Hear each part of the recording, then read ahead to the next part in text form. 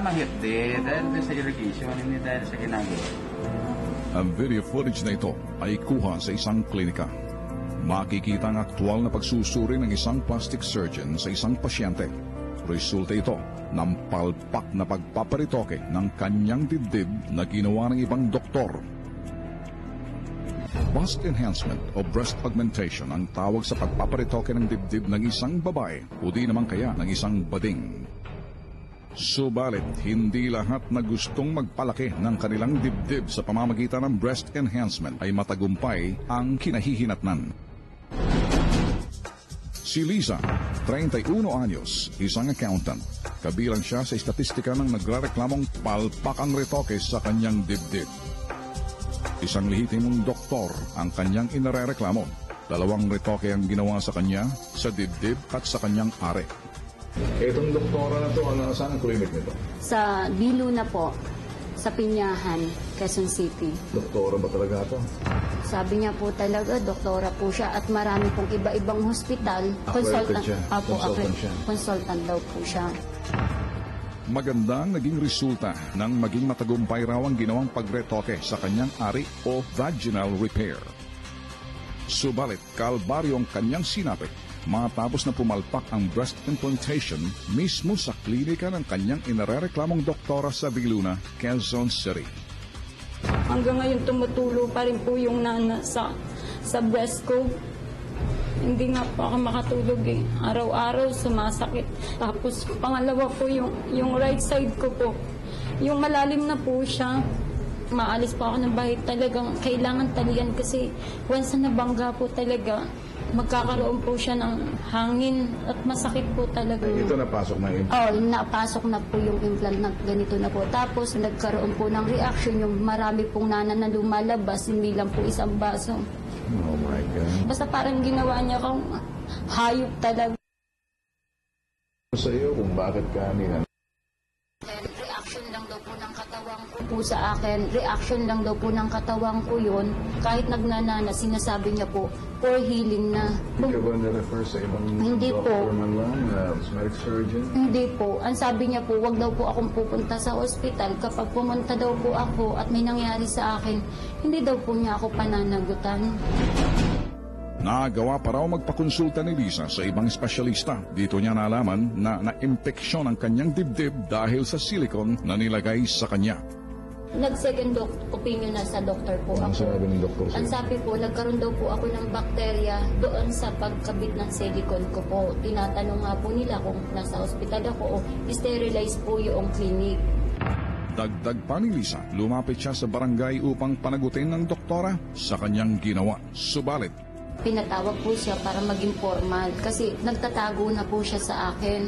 Lagi pong sinasabi ng mga tauhan niya na nasa out of town po siya. Parang inignore niya na po. Gusto niyang talikuran yung ginawa niya sa akin. May ibang bagay ba siya sinabi na medyo pampalubag-loob sa'yo? Yun nga po yung masakit eh. Sabi ko nga kahit na disgrasya niya po ako, sabi ko ganun, sana nanghingi man lang po siya ng sorry sa akin. Inayakan ko po siya. Sabi ko, Dok, bakit mo ako ginanito? Ang sagot niya lang po sa akin, kahit sino daw pong doktor ang mag-opera sa akin, mag-implant po sa akin, magiging ganito po't mangyayari po daw sa akin po ito. Samantalang lahat po ng aking urine, normal po, CBC po normal, ECG ko po normal, breast x-ray ko po normal. Wala po akong sakit na pumunta sa kanya. dito, tinawagan ng bitag si Dr. Jim Sanchez, plastic surgeon, upang ikonsulta ang sinapit ni Lisa matapos magpa-breast implant. Hello, Doc. Si Ben Tulfo sa bitag. There's a patient who came to us na nagpa-breast implant vaginal repair, lumapit sa amin. Apparently, ang gumawa nito, I don't know kung talagang cosmetic surgeon, tinanggal yung breast implant, nagkanana. Eto ngayon, di na siya pinapansin. Okay. Can we bring her to you and document, ask some questions here after the fact na ma-examine mo siya? Would that be okay with you? Yes. We won't even, I won't even ask the name of the doctor. Exactly. Right. I understand. Thank you. Thank you, Doc. Okay. Ayon kay Dr. Jim Sanchez, isang plastic surgeon, Yung kasing infection, maraming factors ang involved dyan eh. One is of course, the setup, yung environment.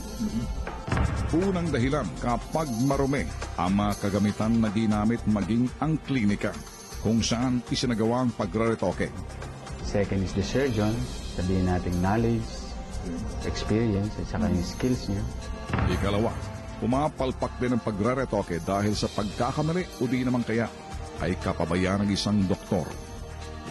And then the third is the patient. Kasi yung patient, there are some patients na mababa ang resistance ng katawan. So even if you observe all the precautions, she can get this kind of complications. Ikatlo, mahalaga ang kondisyon ng pasyente at resistensya nito kung pinaghandaan niya bago siya sasailalim sa isasagawang operasyon. Sinilip ng bitag ang klinika ng inarereklamong doktora. Kasama ang mga bitag undercover, sinamahan si Lisa sa loob ng klinika upang makausap niya ang inarereklamong doktora. Matapos magpakilala ang aming mga undercover, nakipag-usap naman ang doktora.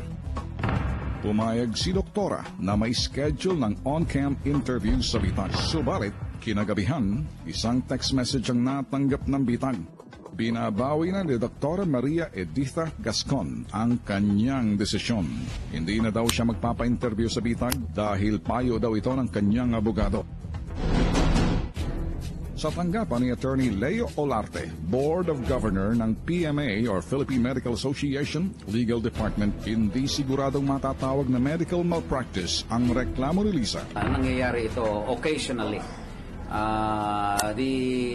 The complaint is about an infection after a breast lift. In 100 surgeries, 1 to 2 patients who unfortunately will suffer or will experience an infection. Granting that the doctor observe standard medical practice, nagkaroon pa rin ng infection ang pasyente. In legal medicine, it is fortuitous. It is unavoidable. It is foreseeable, but even if it is nakikita natin na ito'y mangyayari, hindi natin pwedeng pigilan. Before undergoing any medical or surgical procedure, ang maganda dyan is you have to talk to the doctor.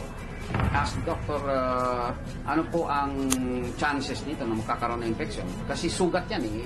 Inoperahan ka, so magkakaroon ng sugat yan. Now, once nagkaroon ng sugat, it is exposed to the environment.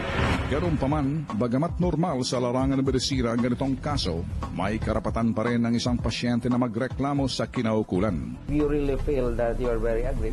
Karapatan mo naman na gumawa ng kaukulang complaint. There is the Commission on Ethics of the Philippine Medical Association. Pwede ka rin mag-file ng complaint doon.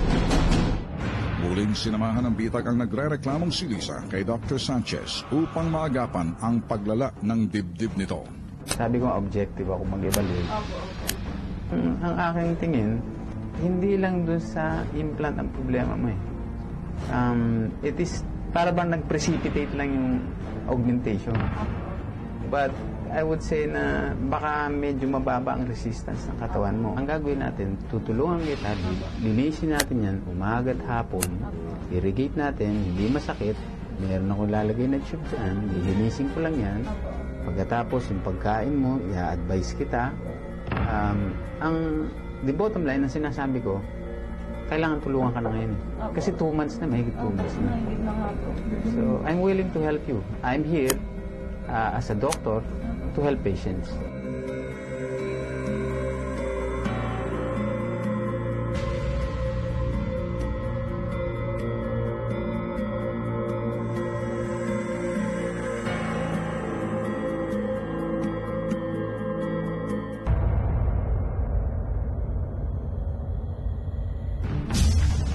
Bigla pong lumapit yung itim na motor sa amin, sabay dinakma po ang aking dibdib.